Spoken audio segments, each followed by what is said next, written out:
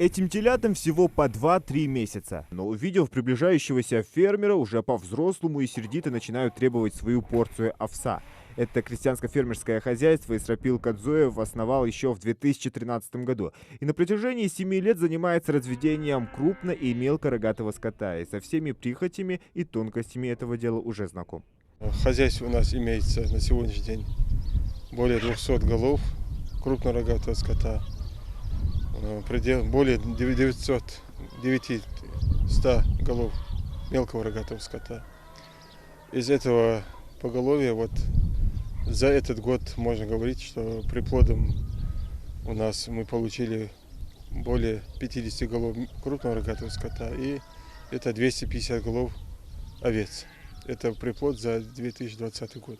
Вся территория фермерского хозяйства Исрапила Кадзоева – это 200 гектаров пахотной земли и около 100 под пастбище. Фермер сам же и сеет здесь кормовые. Семена есть в наличии регулярно, как и удобрения. Проблем с посевом не возникает. Около 3 единиц техники, по его словам, исправны и готовы к пахоте. Другое дело, что от паразитов никуда не скрыться, а в этом году вопрос с клещами стоит особенно остро. Очень сильно клещ развелся. Такого я за все это годы ни разу не видел, такого нашествия, как в этом году.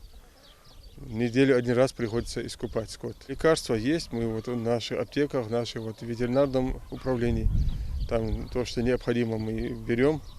И вакцины мы практически берем бесплатно. Ветуправление нам предоставляет это все.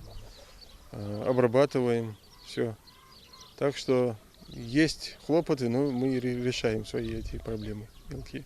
Помимо паразитов, постоянные весенние ветры уничтожают слишком много молодого приплода. Вирусная диарея, проблема с которой сталкиваются фермеры со всего Северного Кавказа, рассказывает фермер.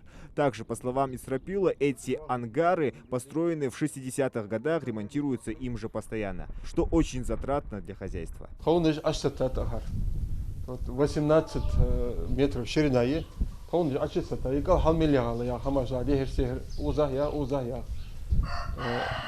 وأش بوجر كلش هون أيها ما جيش تدواق لو دولي تدواق ما تدواق لو أتصلوش ملاتي وين دخايوش خان دولا دواق أدولي هن بخابين توبير Перезимовать муштят ваш. перезимовать هنا مش دواق مش حشلاك واشتخو صباحا بقول ديك يا خي دواق الأدي كش لا دو يدين سي زنك أصل كش شديق كش ومخا ودو يلش أخن مخ نوق بقى أخن شو شيء مهم بيوخ دائما هيك. В праздничные дни фермера можно встретить на различных ярмарках, но реализация в основном происходит здесь. На рынок он не ходит. По его словам, в республике его знает большое количество людей и сами приезжают к нему часто за мясной продукцией в живом или убойном виде. Зеленые и чистые луга, пастбища для скота сказочные, ведь ни для кого не секрет, что окружающий мир напрямую влияет на мясо-молочную продукцию. Зелимхан Калоев, Адам Мережков, Адам Далаков, Новости 24.